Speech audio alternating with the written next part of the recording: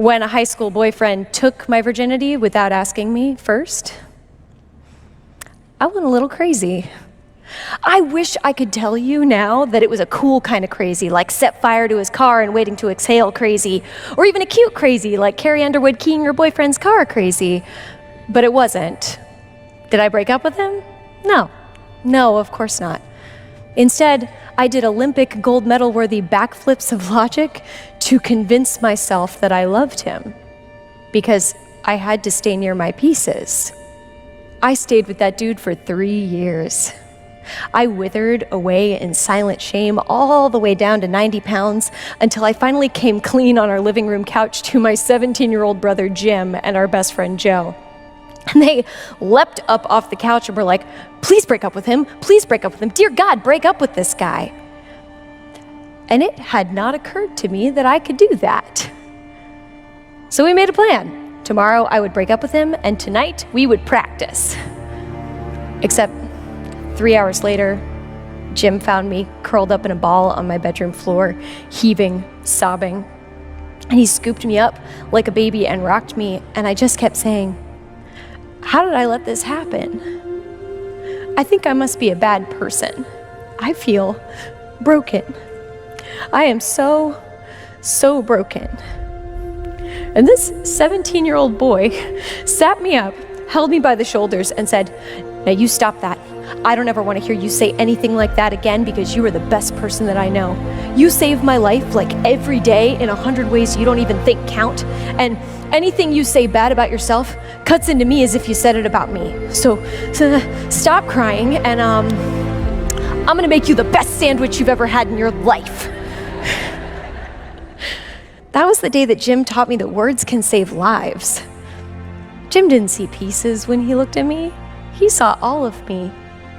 Even when I was covered in bruises, he didn't think I should be thrown away like a bad piece of fruit.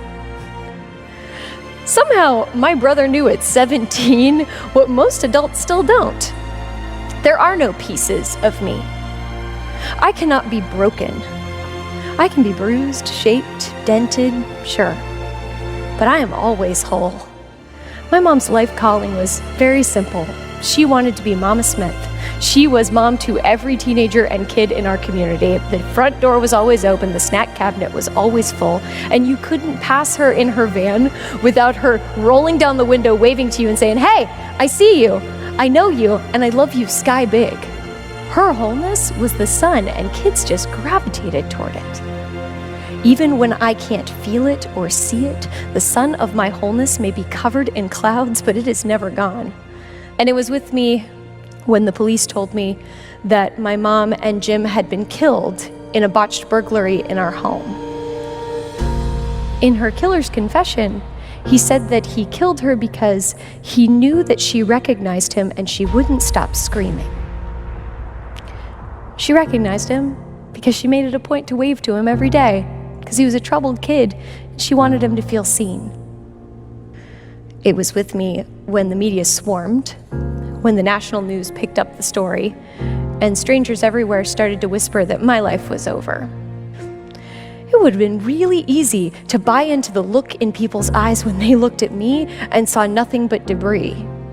Would have been really easy to believe the college professor who, 2 weeks after they died, looked at me and said, oh my God, you are never going to be okay again. Thankfully, I'd had better teachers than him. I'd had Miss Graham.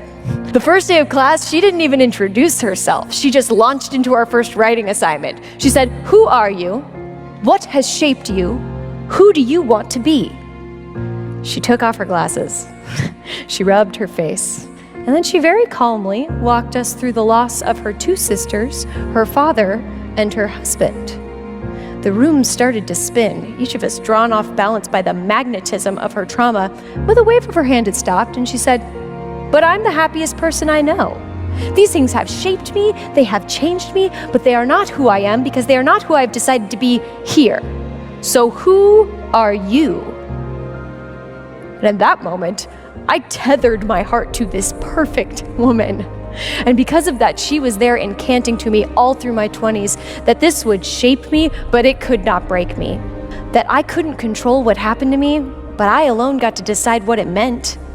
Most importantly, Miss Graham taught me that I am always bigger than the parts that I play. Give yourself permission to heal your wounds. I promise you, after these past 10 years, it will take everything you've got. It will take every ounce of compassion, courage, talent, and skill you possess. And because it takes everything you got, it will show you everything that you are. And once you've seen that, it's impossible not to show up fully to everything, to be whole. It's the bravest thing that we do. Because people who know how to do that know how to help other people without constantly abandoning themselves.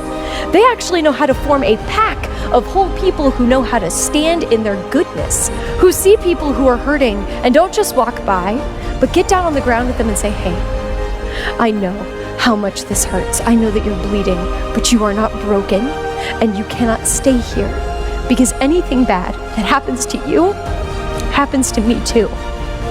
So we're going to do this together.